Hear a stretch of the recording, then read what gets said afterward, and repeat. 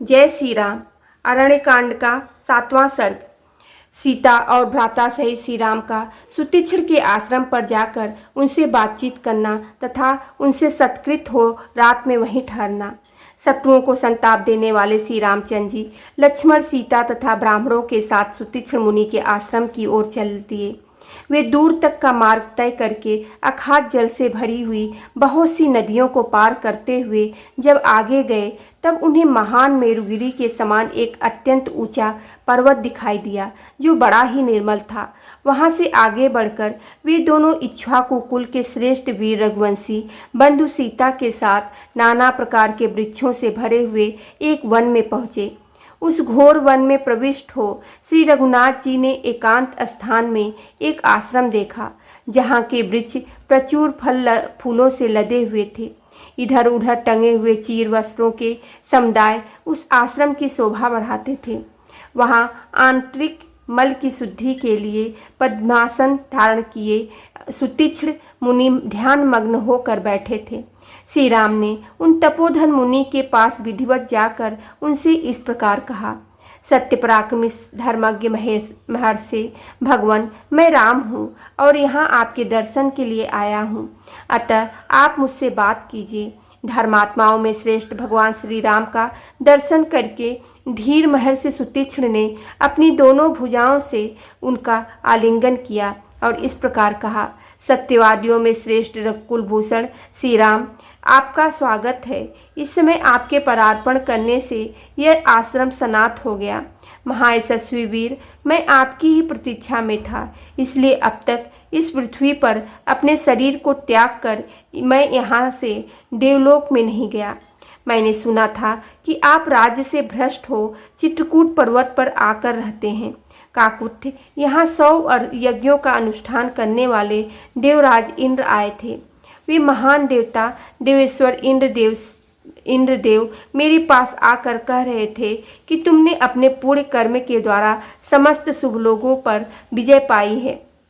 उनके कथनानुसार मैंने तपस्या से जिन देवर्षि सेवित लोगों पर अधिकार प्राप्त किया है, उन लोगों में आप सीता और लक्ष्मण के साथ विहार करें। मैं बड़ी प्रसन्नता के साथ वे सारे लोग आपकी सेवा में समर्पित करता हूँ। जैसे इंद्र ब्रह्मा जी से बात करते हैं, उसी प्रकार मनस्वी श्री राम ने उन उग्र तपस्या वाले तेजस्वी एवं सत्यवादी महर्षि को इस प्रकार उत्तर दिया। महामुने, वे लोग तो मैं स्वयं ही आपको प्राप्त कराऊंगा। इस समय तो मेरी यह इच्छा है कि आप बताएं कि मैं इस वन में अपने ठहरने के लिए कहीं कुटिया बनाऊं। आप समस्त प्राणियों के हित में तत्पर तथा इहलोक और परलोक की सभी बातों के ज्ञान को में निपुण हैं। यह बात मुझसे गौतम गोत्रीय महात्मा सर्वभंग मुनि ने कही थी। श्री रामचंद्र जी के ऐसा कहने पर उन लोक विख्यात महर्षि ने बड़े हर्ष के साथ मधुर वाणी में कहा। श्री राम, यही आश्रम सब प्रकार से गुणवान है, अतः आप यहीं सुखपूर्वक निवास कीजिए। यहाँ ऋषियों का समुदाय सदा आता जाता रहता है और फल मूल भी सर्वदा सुलभ होते हैं। इस आश्रम पर बड़े बड़े मृगों के झुंड आते और अपने रूप, कांति एवं गति से मन को लुभाकर किसी को कष्ट दिए बिना ही यहाँ से लौट जाते हैं। उन्हें यहाँ किसी से कोई भय नहीं प्राप्त होता। इस आश्रम में मृगों के उपद्रव के सिवा और कोई दोष नहीं है, यह आप निश्चित रूप से जान लें। महर्षि का यह वचन सुनकर लक्ष्मण के बड़े भाई धीर वीर भगवान श्री राम ने हाथ में धनुष बाण लेकर कहा।